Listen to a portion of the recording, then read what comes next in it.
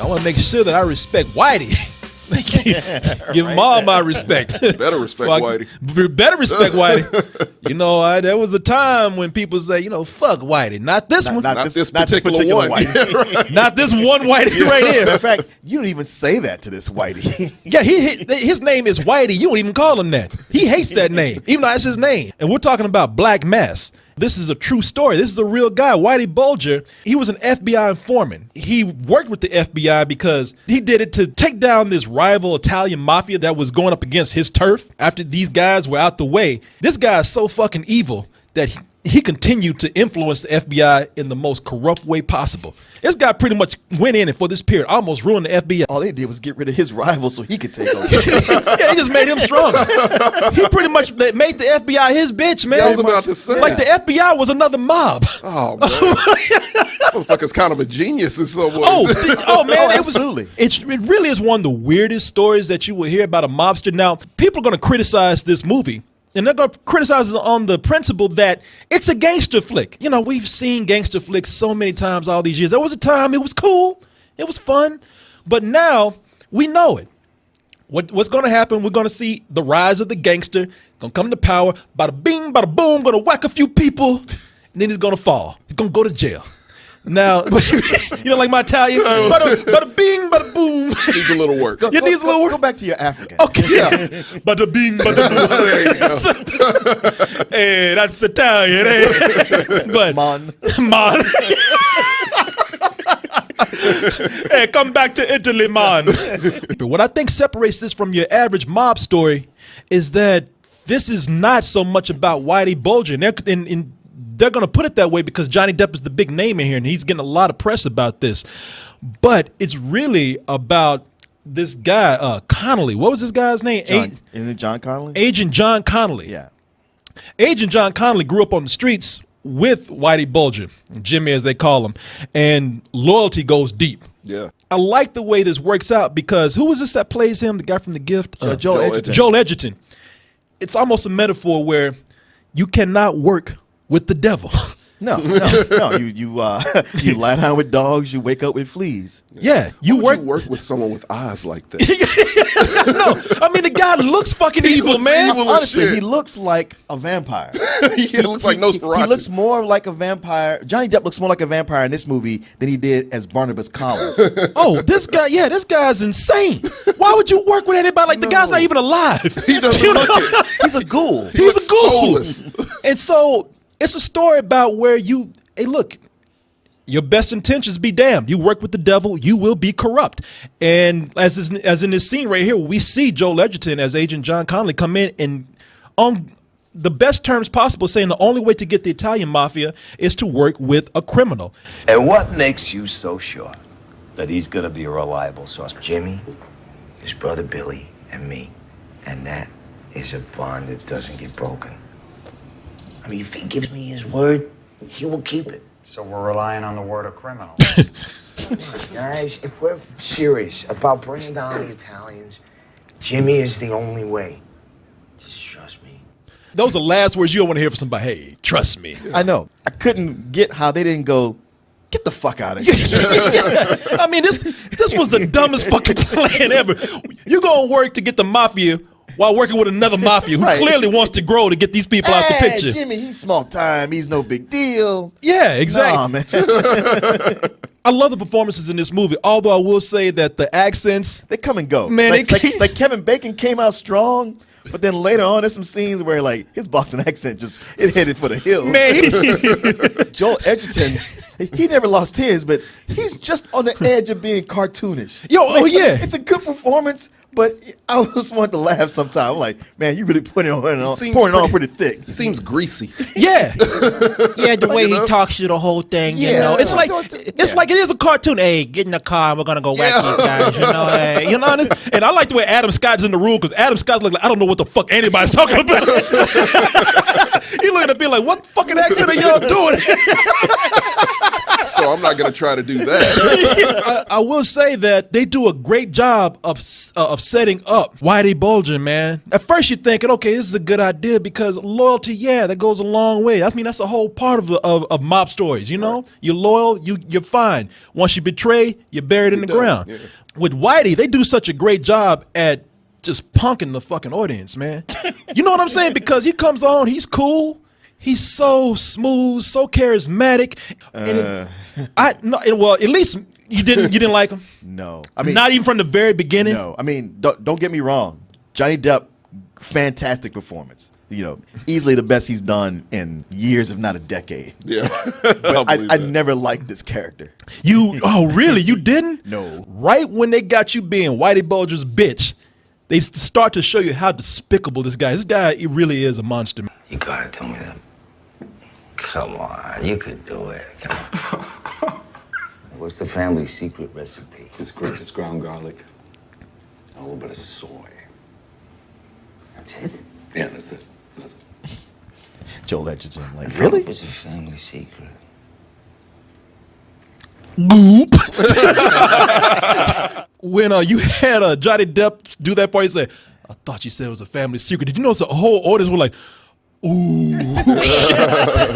That's how well Johnny Depp plays this, and because the audience is fearful of this guy. It gets to a point where he's Joe Pesci from Goodfellas, because you don't know when this guy's just gonna fly off.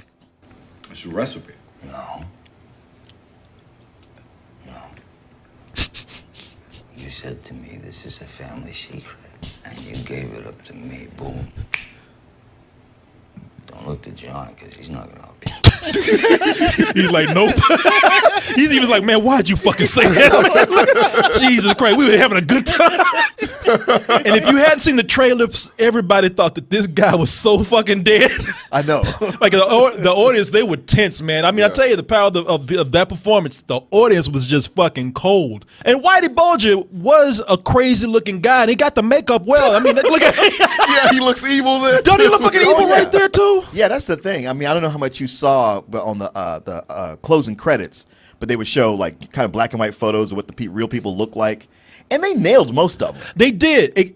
My only complaint about Johnny Depp, I mean, he ain't doing that crazy shit with his performance, but he must have a makeup guy that just takes everything to fucking 11 with him, because he don't even, like we say, he don't look human. No, he doesn't. He looks like that fucking lead vampire out of Underworld. Right, he does.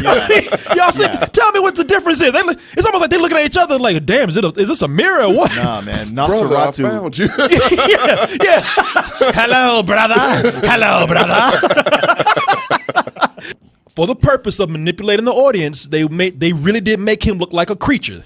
Yeah, and so they, so they could just scare people with this performance. I mean, it's worked. It did. Shit, the audience, the reason why they're quiet, they were just hypnotized and shit. Because on one level, you might go like, well, shit, he's a man like me, puts his pants on one leg at a time. But you look at that, and he's like, do I? Am I like you? If anybody's seen The Departed, right? Oh yeah. Jack Nicholson in that movie is loosely based on Whitey Bulger. Yeah, inspired by. Yeah. He was a Boston Irish mobster, and so was Whitey Bulger. And this is who was informant for the FBI. And that was exactly. I really want to give Johnny Depp a lot of praise for this, and he deserves it. But as I mentioned before, Joel Edgerton is really the big arc in the movie, if you ask me. I mean, I don't know if you saw that or not. Well, I did, but not till later in the movie.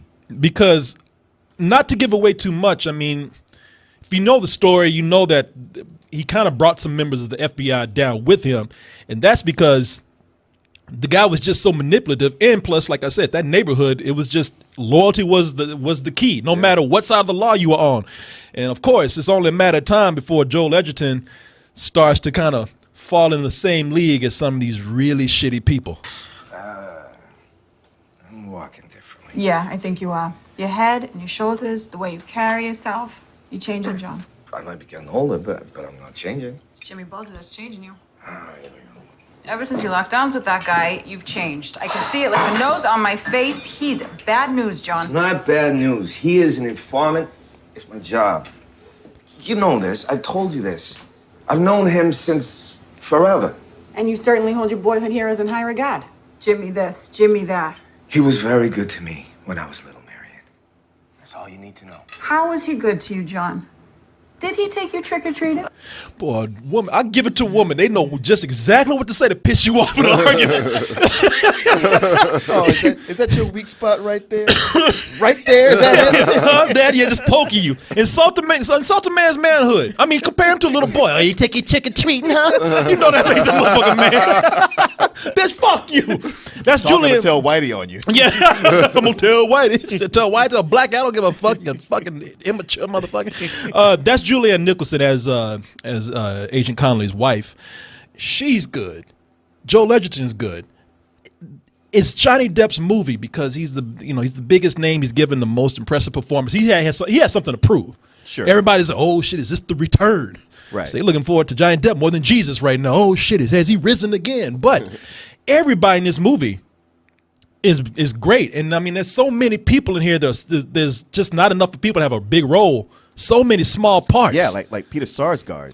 Oh yeah. I mean, like I've never really seen him act like that before. And I was like, man, this guy is amazing. I wish he was in the movie more. Benedict Cumberbatch? You know what? Benedict Cumberbatch is cool in the movie, and I like him because you get to see. I know we're showing a lot of clips, but you got to see him in this film because Benedict Cumberbatch. You're thinking, oh, you gonna be Boston? Yeah, Motherfucker. That's what I wanted to see. Yeah, you Sherlock Holmes, Smog the Dragon. Yeah, and he's Johnny Depp's, or at least Whitey's brother. Yeah, Oh. yeah. I'm telling you, it's a weird story. He plays Johnny Depp's brother. You're like, oh, what? Like he's a henchman or something? No, he's a fucking senator. Yeah. of course he is. Good to see you doing so well. Really it is. Give my regards to the boys of the plaza. Listen, you don't want to give that to Jimmy, fine, but just tell him I said hello and I'm back. Oh, if Jimmy wants to get in touch, he'll find you, trust me. This Got a senator brother too? Oh, yeah. He has the FBI in his pocket. and it has the FBI in his No wonder pocket. this motherfucker was on the fucking top 10 most wanted. yeah. And he was nothing but a fucking hood, man. Yeah. Really, I mean, it got to a point where he made a lot of money, but really, That's why I'm surprised to see his brother being a senator. yeah, I didn't know that. It's and Benedict Cumberbatch. I mean, you lose him. I mean, you lose him in his character. You look at him and say, oh shit, this British dude coming with this Boston accent, but he actually does a better Boston accent than a lot of people in the movie. I don't want to sound like a theater guy. There are small roles in here, but no small parts, man. No small actors. Like no small actors. There you go. No small actors. Like, Martin, thank you. Thank you. But Corey Stoll.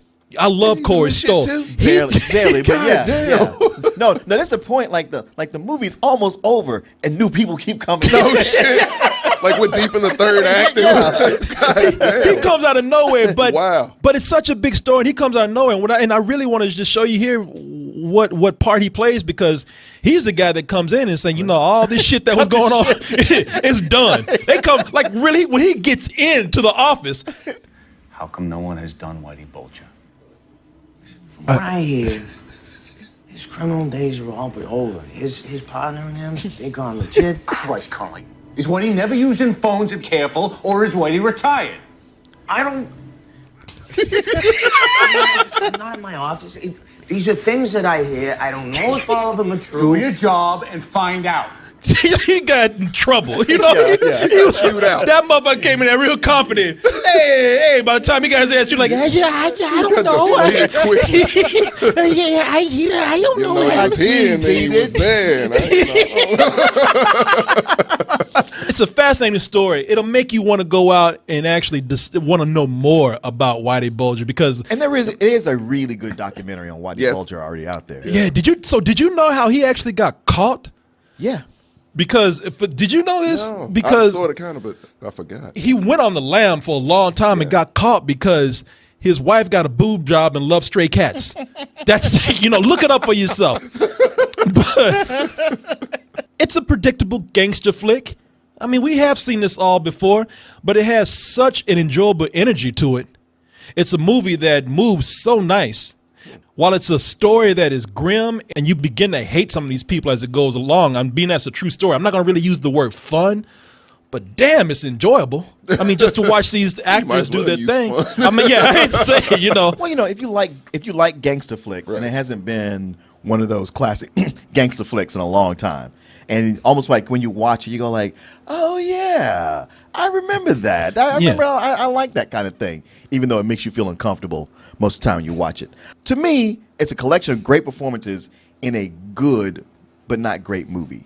Like, it's one of those movies where I'm like, you know what?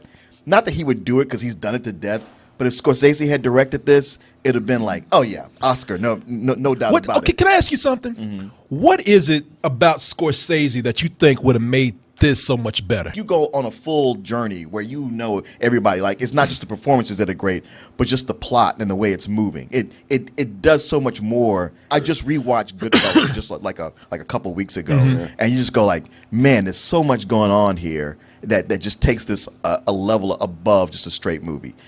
As a movie itself, it's in that level of movies that are not bad.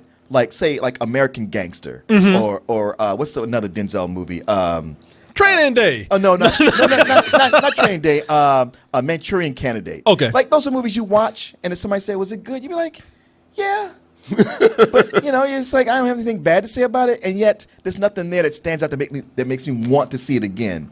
And this, as a movie, I think has that, but it's the performances themselves that are fantastic. It's the performances that I could watch again. I could watch Johnny Depp be this character all day, man. I can imagine that. Yeah, it's also the FBI corruption story. I like that angle in here a lot. It's not classic, but it's an enjoyable enough movie for me to recommend this for full price, like Whitey Bulgar did in real life.